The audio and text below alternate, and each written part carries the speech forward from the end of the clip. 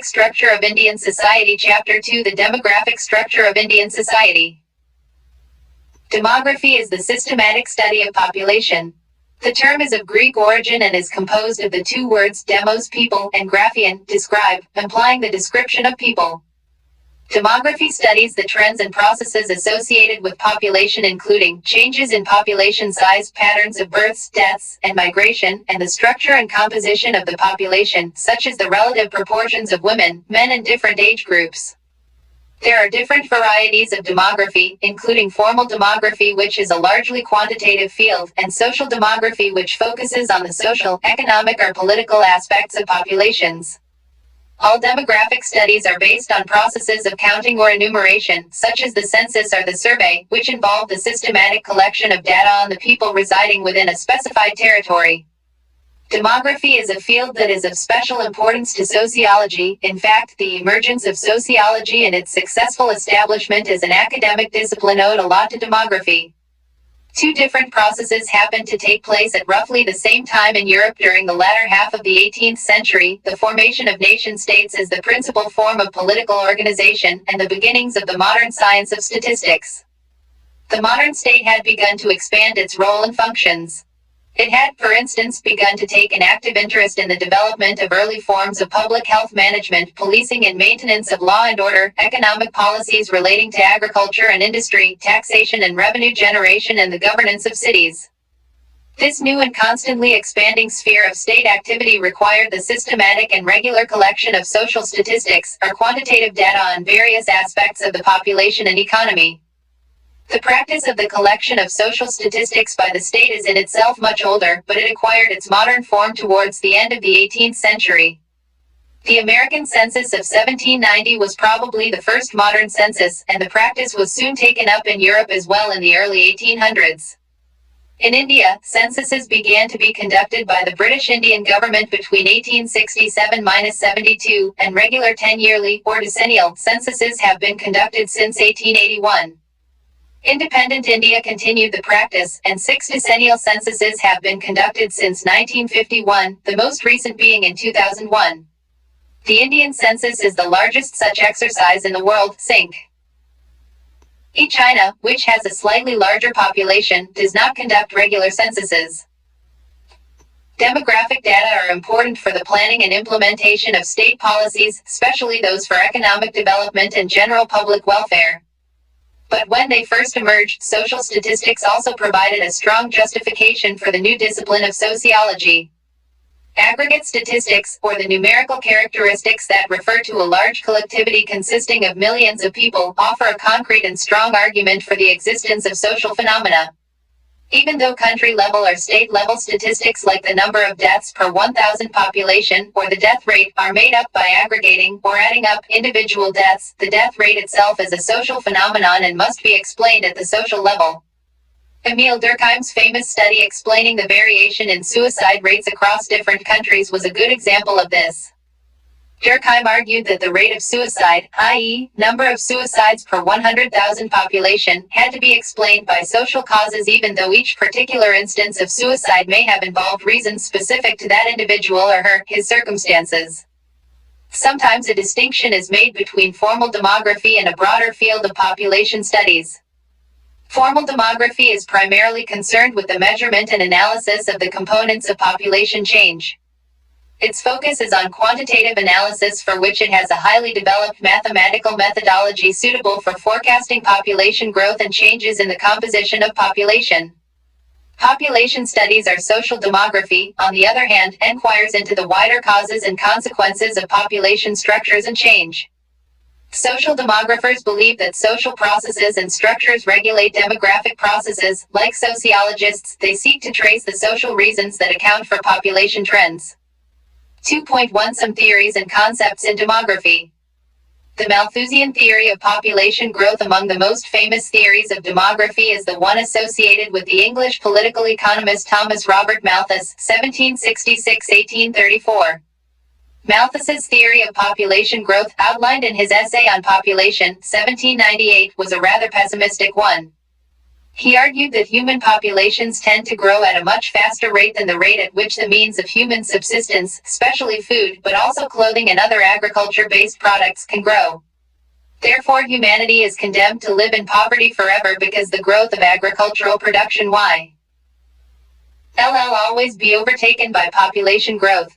While population rises in geometric progression, i.e., like 2, 4, 8, 16, 32, etc., agricultural production can only grow in arithmetic progression, i.e., like 2, 4, 6, 8, 10, etc.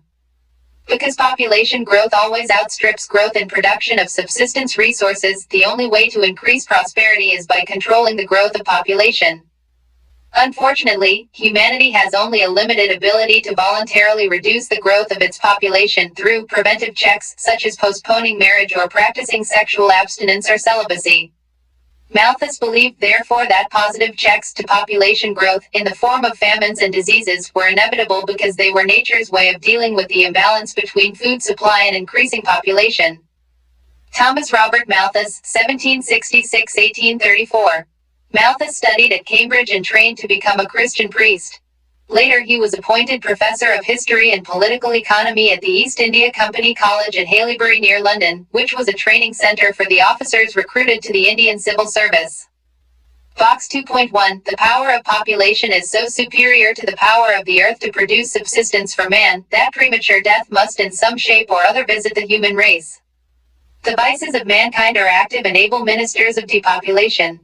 They are the precursors in the great army of destruction, and often finish the dreadful work themselves. But should they fail in this war of extermination, sickly seasons, epidemics, pestilence, and plague advance in terrific array, and sweep off their thousands and tens of thousands. Should success be still incomplete, gigantic inevitable famine stalks in the rear, and with one mighty blow levels the population with the food of the world. Thomas Robert Malthus, An Essay on the Principle of Population, 1798. Malthus's theory was influential for a long time. But it was also challenged by theorists who claimed that economic growth could outstrip population growth. However, the most effective refutation of his theory was provided by the historical experience of European countries. The pattern of population growth began to change in the latter half of 19th century, and by the end of the first quarter of the 20th century these changes were quite dramatic. Birth rates had declined, and outbreaks of epidemic diseases were being controlled. Malthus's predictions were proved false because both food production and standards of living continued to rise despite the rapid growth of population. Malthus was also criticized by liberal and Marxist scholars for asserting that poverty was caused by population growth. The critics argued that problems like poverty and starvation were caused by the unequal distribution of economic resources rather than by population growth. An unjust social system allowed a wealthy and privileged minority to live in luxury while the vast majority of the people were forced to live in poverty. The theory of demographic transition. Another significant theory in demography is the theory of demographic transition. This suggests that population growth is linked to overall levels of economic development and that every society follows a typical pattern of development-related population growth. There are three basic phases of population growth. The first stage is that of low population growth in a society that is underdeveloped and technologically backward. Growth rates are low because both the death rate and the birth rate are very high, so that the difference between the two, or the net growth rate, is low. The third, and last stage is also one of low growth in a developed society where both death rate and birth rate have been reduced considerably and the difference between them is again small. Between these two stages is a transitional stage of movement from a backward to an advanced stage, and this stage is characterized by very high rates of growth of population. This population explosion happens because death rates are brought down relatively quickly through advanced methods of disease control, public health, and better nutrition. However, it takes longer for society to adjust to change and alter its reproductive behavior, which was evolved during the period of poverty and high death rates to suit the new situation of relative prosperity and longer lifespans. This kind of transition was effected in Western Europe during the late 19th and early 20th century. More or less similar patterns are followed in the less developed countries that are struggling to reduce the birth rate in keeping with the falling mortality rate. In India too, the demographic transition is not yet complete as the mortality rate has been reduced but the birth rate has not been brought down to the same extent. Activity 2.1. Read the section on the previous page and the quotation from Malthus in box 2.1. One reason why Malthus was proved wrong is the substantial increases in the productivity of agriculture. Can you find out how these productivity increases occurred, i.e., what were the factors that made agriculture more productive? What could be some of the other reasons why Malthus was wrong? Discuss with your classmates and make a list with the help of your teacher. Common concepts and indicators. Most demographic concepts are expressed as rates or ratios. They involve two numbers. One of these numbers is the particular statistic that has been calculated for a specific geographical administrative unit. The other number provides a standard for comparison. For example, the birth rate is the total number of live births in a particular area, an entire country, a state, a district or other territorial unit during a specified period, usually a year, divided by the total population of that area in thousands. In other words, the birth rate is the number of live births per 1,000 population. The death rate is a similar statistic, expressed as the number of deaths in a given area during a given time per 1,000 population. These statistics depend on the reporting of births and deaths by the families in which they occur.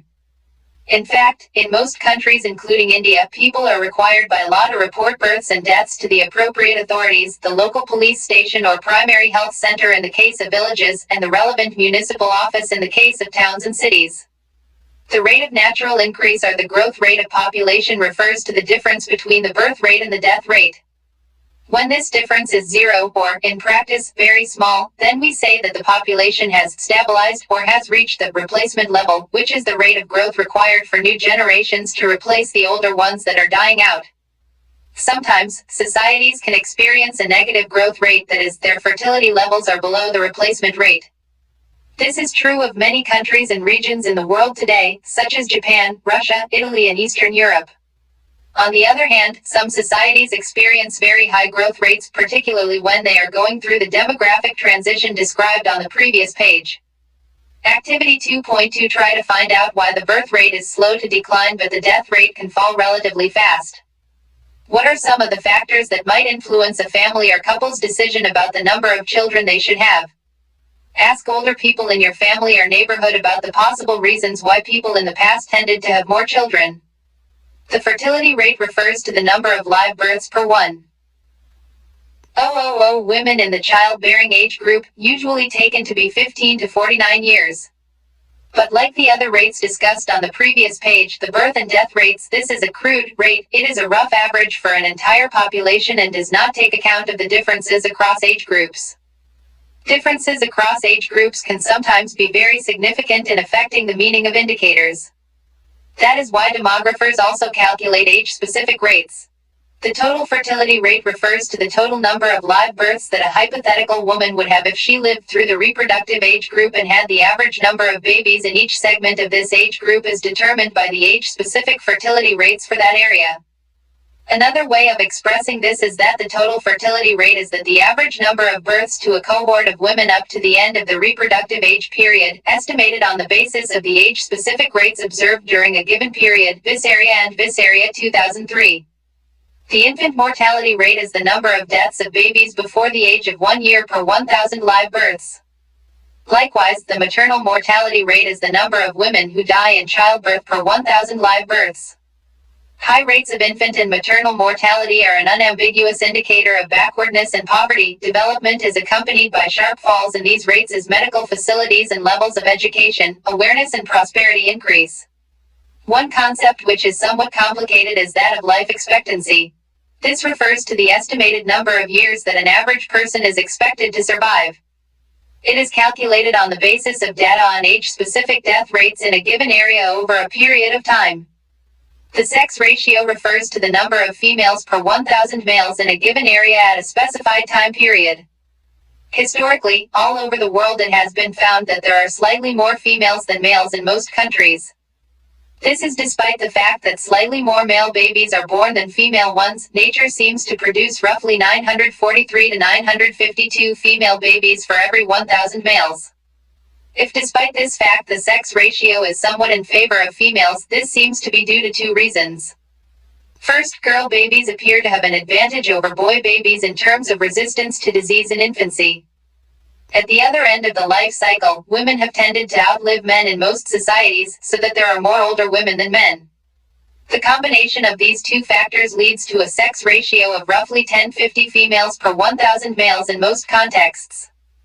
However, it has been found that the X ratio has been declining in some countries like China, South Korea, and especially India. This phenomenon has been linked to prevailing social norms that tend to value males much more than females, which leads to son preference and the relative neglect of girl babies.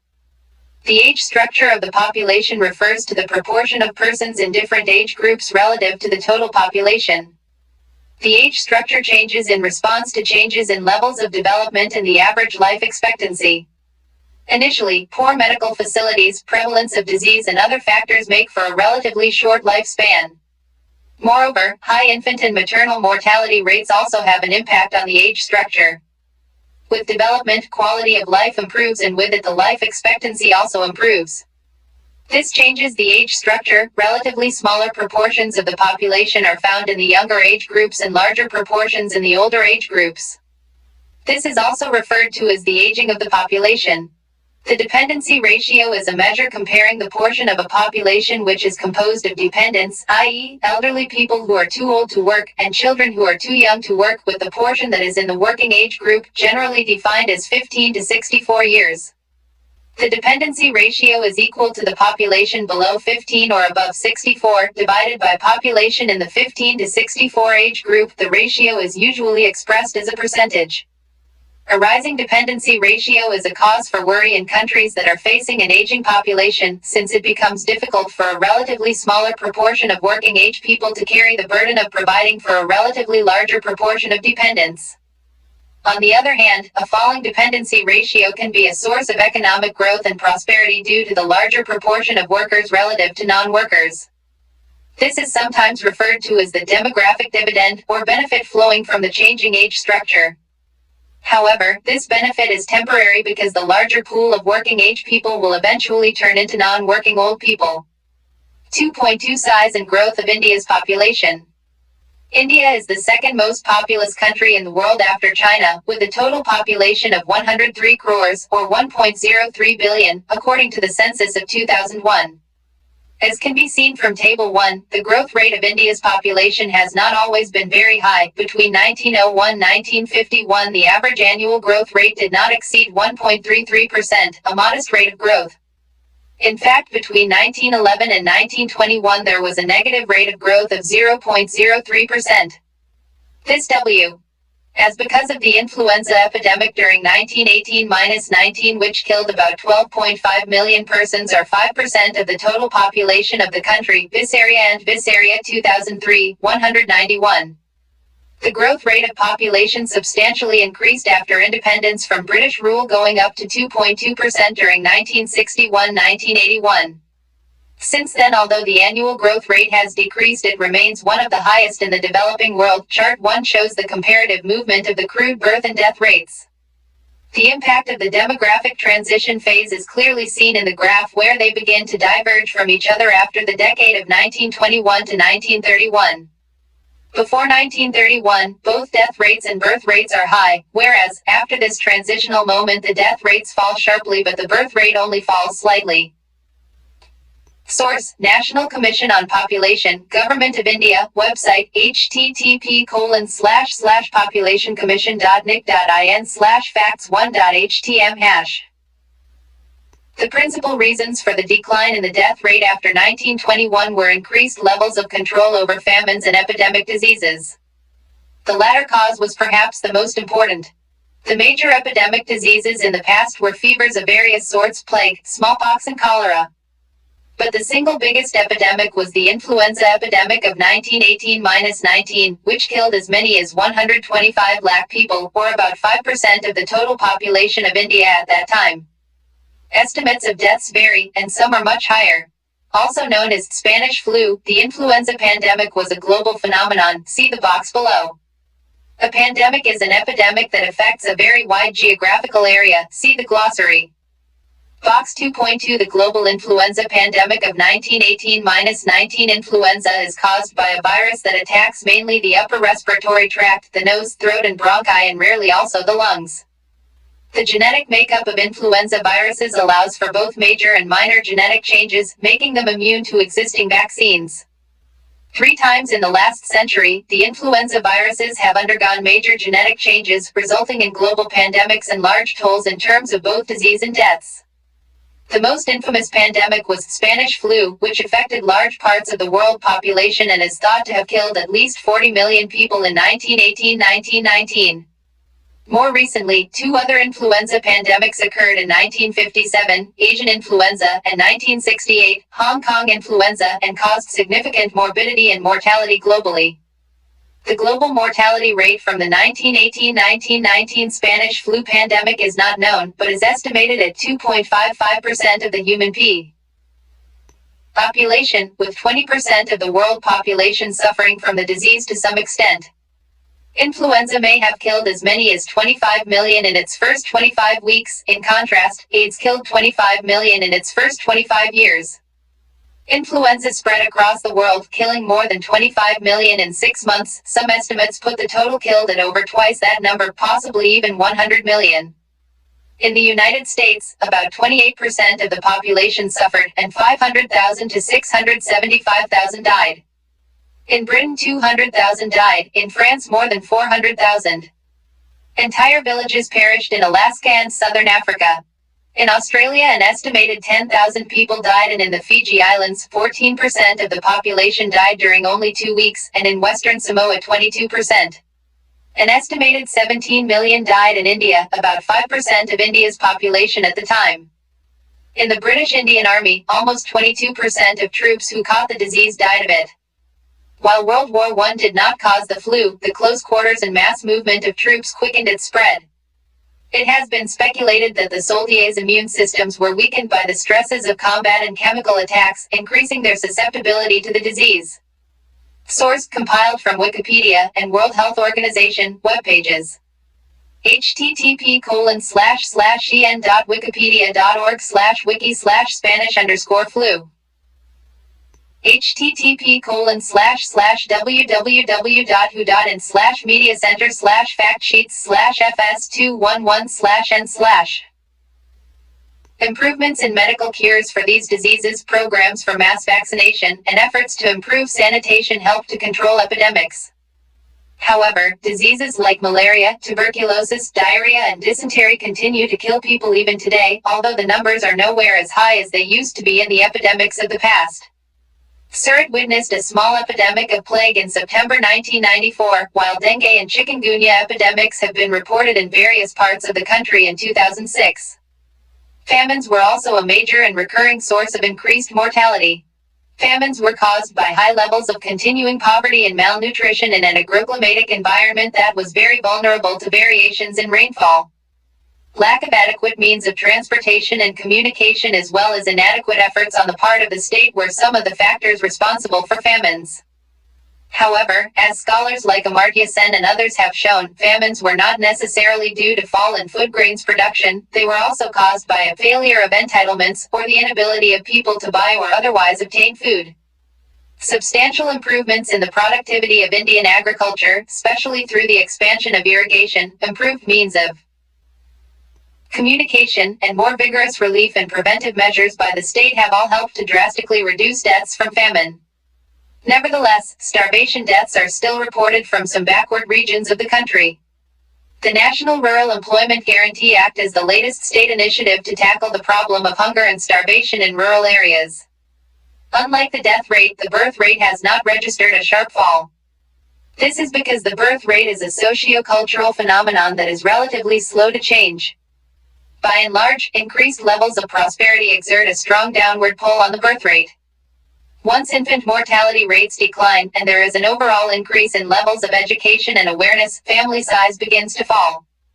There are very wide variations in the fertility rates across the states of India, as can be seen in Chart 2. Chart 2, State-wise birth rates in India 2004. Source: Sample Registration System 2004. Chart 3, Regional shares of projected population growth up to 2026. Source: computed from 2001 census figures and the report of the Technical Group on Population Projections of the National Commission on Population 2006. Some states like Kerala and Tamil Nadu have managed to bring down their total fertility rates (TFR) to 2.1 and 1.8 respectively. This means that the average woman in Tamil Nadu produces only 2.1 children, which is the replacement level required to replace herself and her spouse. Kerala's TFR is actually below the replacement level, which means that the population is going to decline in the future. Many other states, like Himachal Pradesh, West Bengal, Karnataka, Maharashtra, have fairly low TFRs. But there are some states, notably Bihar, Madhya Pradesh, Rajasthan and Uttar Pradesh, which still have very high TFRs of 4 or more. These few states already accounted for almost 45% of the total population as of 2001, and they will also account for about half 50% of the additions to the Indian population up to the year 2026. Uttar Pradesh alone is expected to account for a little less than 1/4, 22% of this increase. Chart 3 shows the relative contribution to population growth from different regional groupings of states. 2.3 Age structure of the Indian population. India has a very young population, that is, the majority of Indians tend to be young, and the average age is also less than that for most other countries. Table 2 show WS that the share of the under 15 age group in the total population has come down from its highest level of 42% in 1971 to 35% in 2001. The share of the 15 to 60 age group has increased slightly from 53% to 59%, while the share of the 60-plus age group is very small, but it has begun to increase from 5% to 7% over the same period. But the age composition of the Indian population is expected to change significantly in the next 2 decades. Most of this change will be at the two ends of the age spectrum. As Table 2 shows, the 0 to 14 age group will reduce its share by about 11% from 34% in 2001 to 23% in 2026, while the 60-plus age group will increase its share by about 5% from 7% in 2001 to about 12% in 2026. Chart 4 shows a graphical picture of the population pyramid from 1961 to its projected shape in 2016. Source based on data from relevant volumes of the Census of India, 1961, 1981 and 2001, and the Report of the Technical Group on Population Projections 2006 of the National Commission on Population. Exercise for Chart 4. The age group pyramid, shown in Chart 4, provides a much more detailed version of the kind of age group data presented in Table 2. Here, data are shown separately for males on the left side and females on the right side, with the relevant 5-year age group in the middle.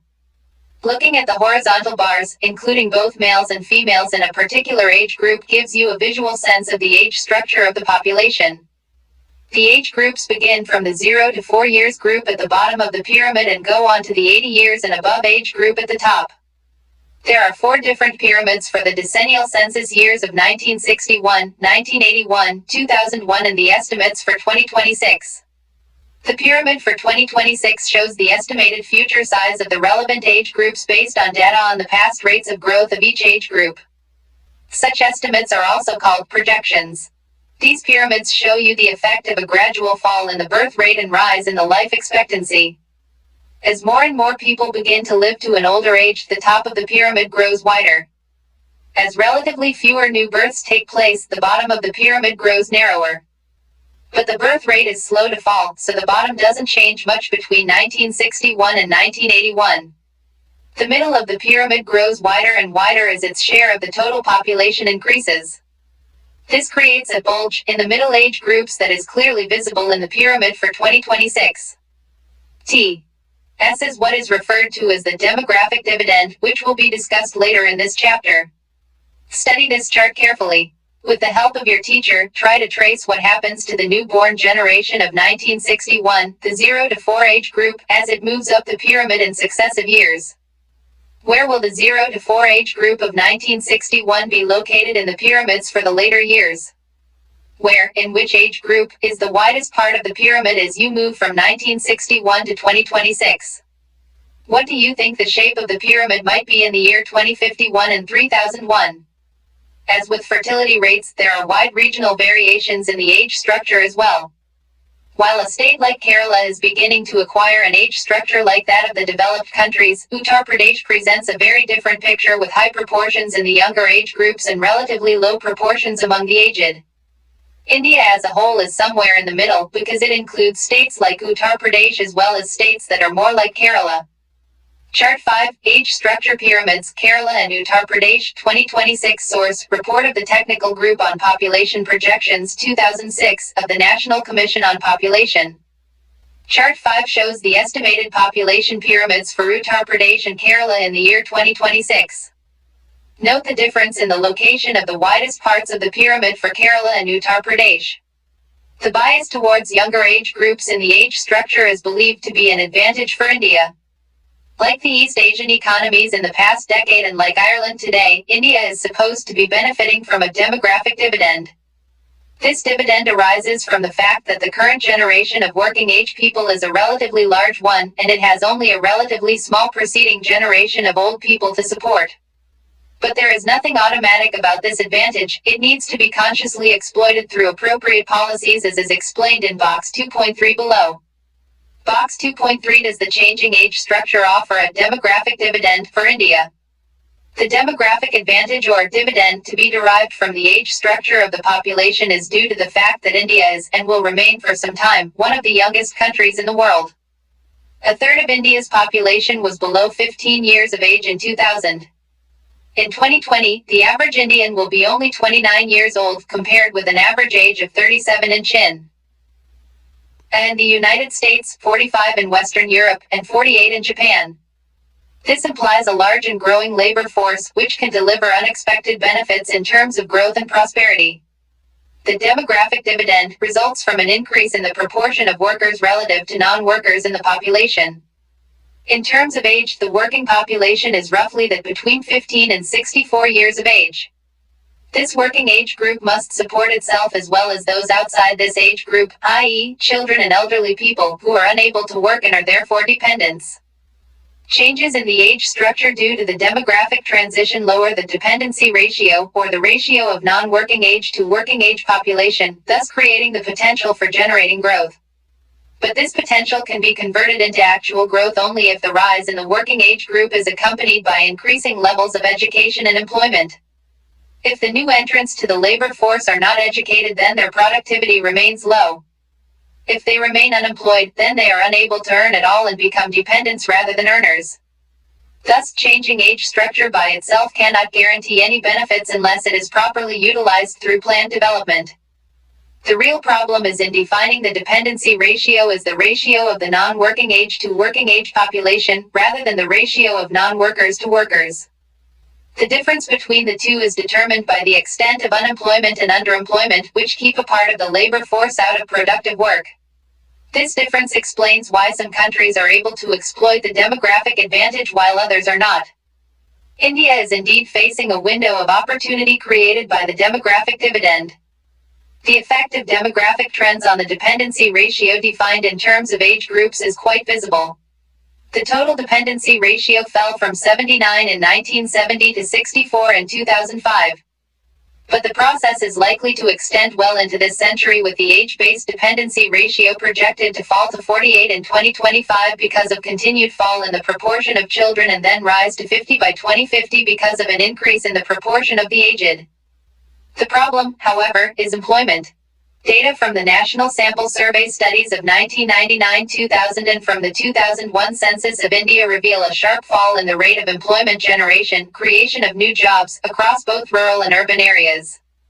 This is true for the young as well.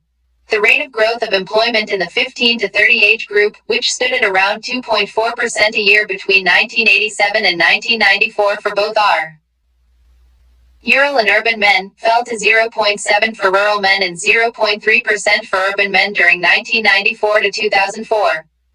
This suggests that the advantage offered by a young labor force is not being exploited. Strategies exist to exploit the demographic window of opportunity that India has today. But India's recent experience suggests that market forces by themselves do not ensure that such strategies would be implemented. Unless a way forward is found, we may miss out on the potential benefits that the country's changing age structure temporarily offers. Source: adapted from an article by C.P. Chandrasekhar in Frontline Volume 23 Issue 01, January 14 to 27, 2006. Activity 2.3 What impact do you think the age structure has on intergenerational relationships? For instance, could a high dependency ratio create conditions for increasing tension between older and younger generations? Or would it make for closer relationships and stronger bonds between young and old? Discuss this in class and try to come up with a list of possible outcomes and the reasons why they happen. 2.4 The declining sex ratio in India. The sex ratio is an important indicator of gender balance in the population. As mentioned in the section on concepts earlier, historically, the sex ratio has been slightly in favor of females, that is, the number of females per 1,000 males has generally been somewhat higher than 1,000. However, India has had a declining sex ratio for more than a century, as is clear from Table 3. From 972 females per 1,000 males at the turn of the 20th century, the sex ratio has declined to 933 at the turn of the 21st century. The trends of the last 4 decades have been particularly worrying. From 941 in 1961, the sex ratio had fallen to an all-time low of 927 in 1991 before posting a modest increase in 2001. Note, the sex ratio is defined as the number of females per 1,000 males, but what has really alarmed demographers, policymakers, social activists, and concerned citizens is the drastic fall in the child sex ratio. Age-specific sex ratios began to be computed in 1961. As is shown in Table 3, the sex ratio for the 0 to 6 years age group, known as the juvenile or child sex ratio, has generally been substantially higher than the overall sex ratio for all age groups, but it has been falling very sharply. In fact, the decade 1991-2001 represents an anomaly in that the overall sex ratio has posted its highest ever increase of 6 points from the all-time low of 927 to 933, but the child sex ratio has dropped from 945 to 927, a plunge of 18 points, taking it below the overall sex ratio for the first time. The state-level child sex ratios offer even greater cause for worry. As many as 6 states and union territories have a child sex ratio of under 900 females per 1,000 males. Punjab is the worst off with an incredibly low child sex ratio of 793, the only state below 800, followed by Haryana, Chandigarh, Delhi, Gujarat and Himachal Pradesh. As Chart 6 shows, Uttaranchal, Rajasthan, Uttar Pradesh and Maharashtra are all under 925, while Madhya Pradesh, Goa, Jammu and Kashmir, Bihar, Tamil Nadu, Karnataka and Orissa are above the national average of 927 but below the 950 mark. Even Kerala, the state with the best overall sex ratio, does not do too well at 963, while the highest child sex ratio of 986 is found in Sikkim. Demographers and sociologists have offered several reasons for the decline in the sex ratio in India. The main health factor that affects women differently from men is childbearing. It is relevant to ask if the fall in the sex ratio may be partly due to the increased risk of death in childbirth that only women face. However, maternal mortality is supposed to decline with development, as levels of nutrition, general education and awareness as well as the availability of medical and communication facilities improves. Indeed, maternal mortality rates have been coming down in India even though they remain high by international standards. So it is difficult to see how maternal mortality could have been responsible for the worsening of the sex ratio over time.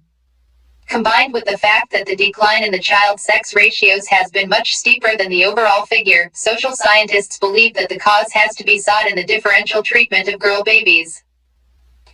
Several factors may be held responsible for the decline in the child sex ratio, including severe neglect of girl babies in infancy, leading to higher death rates, sex-specific abortions that prevent girl babies from being born, and female infanticide, or the killing of girl babies due to religious or cultural beliefs. Each of these reasons point to a serious social problem, and there is some evidence that all of these have been at work in India. Practices of female infanticide have been known to exist in many regions, while increasing importance is being attached to modern medical techniques by which the sex of the baby can be determined in the very early stages of pregnancy. The availability of the sonogram, an X-ray-like diagnostic device based on ultrasound technology, originally developed to identify genetic or other disorders in the fetus, may be used to identify and selectively abort female fetuses. The regional pattern of low child sex ratios seems to support this argument. It is striking that the lowest child sex ratios are found in the most prosperous regions of India. Punjab, Haryana, Chandigarh, Delhi, Gujarat and Maharashtra are among the richest states of India in terms of per capita incomes, and they are also the states with the lowest child sex ratios. So the problem of selective abortions is not due to poverty or ignorance or lack of resources. For example, if practices like dowry mean that parents have to make large dowry payments to marry off their daughters, then prosperous parents would be the ones most able to afford this. However, we find the sex ratio is lowest in the most prosperous regions. It is also possible, though this issue is still being researched, that as economically prosperous families decide to have fewer children, often only one or two now, they may also wish to choose the sex of their child. This becomes possible with the availability of ultrasound technology, although the government has passed strict laws banning this practice and imposing heavy fines and imprisonment as punishment. Known as the Prenatal Diagnostic Techniques Regulation and Prevention of Misuse Act, this law has been in force since 1996 and has been further strengthened in 2003. However, in the long run, the solution to problems like the bias against girl children depends more on how social attitudes evolve, even though laws and rules can also help. 2.5 Literacy. Literacy as a prerequisite to education is an instrument of empowerment. The more literate the population, the greater the consciousness of career options, as well as participation in the knowledge economy. Further, literacy can lead to health awareness and fuller participation in the cultural and economic well-being of the community. Literacy levels have improved considerably after independence, and almost 2/3 of our population is now literate. But improvements in the literacy rate have to struggle to keep up with the rate of growth of the Indian population, which is still quite high. Enormous effort is needed to ensure the literacy of the new generations, which are only just beginning to be smaller in numbers than in the past. Remember the discussion on age structure and the population pyramids earlier in this chapter. Literacy varies considerably across gender, across regions, and across social groups. As can be seen from Table 4, the literacy rate for women is almost 22% less than the literacy rate for men.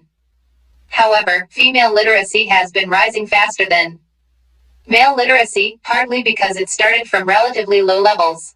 Thus, female literacy rose by almost 15% between 1991 and 2001 compared to the rise in male literacy of a little less than 12% in the same period. Literacy rates also vary by social group. Historically disadvantaged communities like the scheduled castes and scheduled tribes have lower rates of literacy, and rates of female literacy within these groups are even lower. Regional variations are still very wide, with states like Kerala approaching universal literacy, while states like Bihar are lagging far behind. The inequalities in the literacy rate are especially important because they tend to reproduce inequality across generations. Illiterate parents are at a severe disadvantage in ensuring that their children are well educated, thus perpetuating existing inequalities.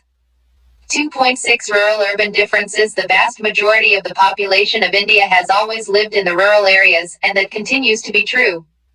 The 2001 census found that 72% of our population still lives in villages, while 28% is living in cities and towns.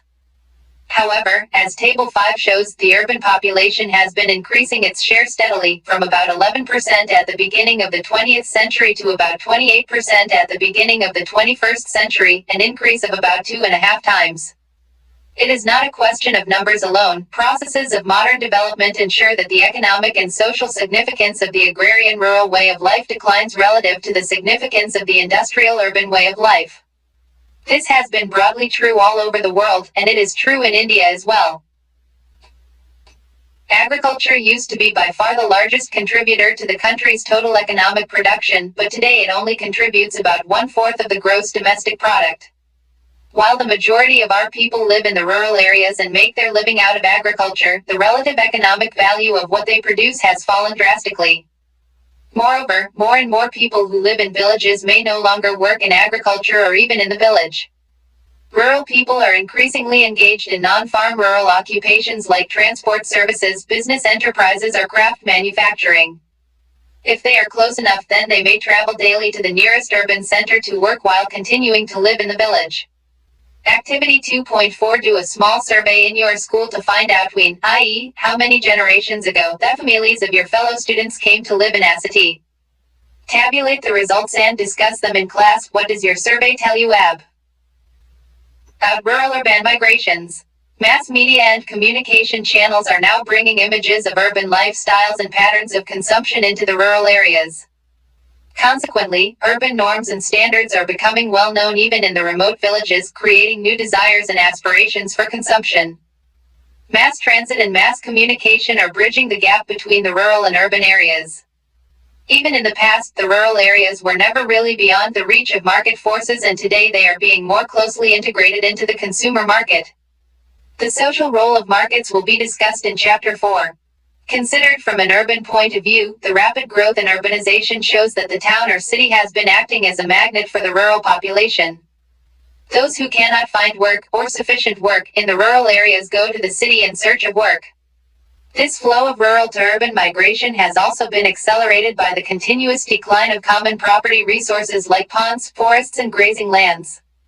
These common resources enabled poor people to survive in the villages although they owned little or no land.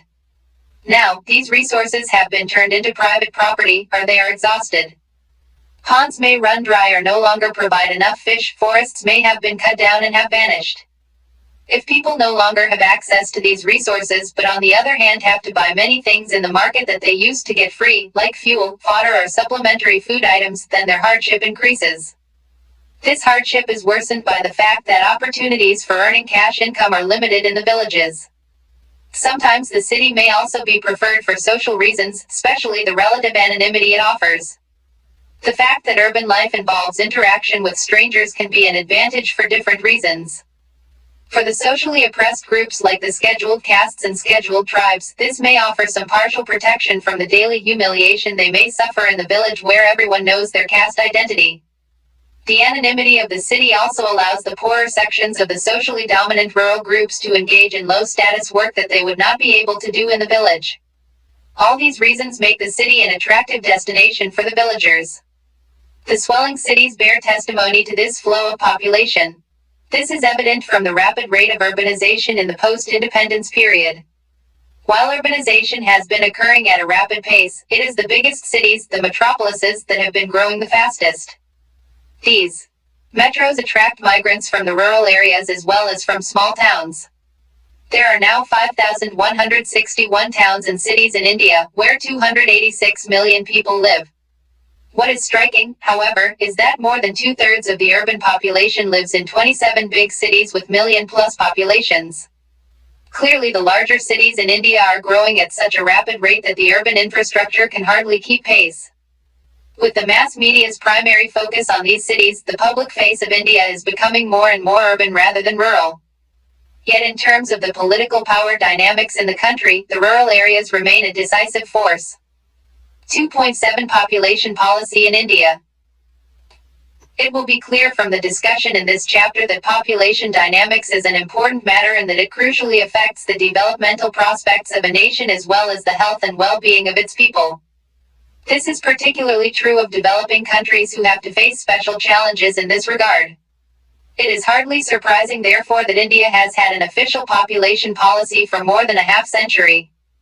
In fact, India was perhaps the first country to explicitly announce such a policy in 1952. The population policy took the concrete form of the National Family Planning Program. The broad objectives of this program have remained the same: to try to influence the rate and pattern of population growth in socially desirable directions.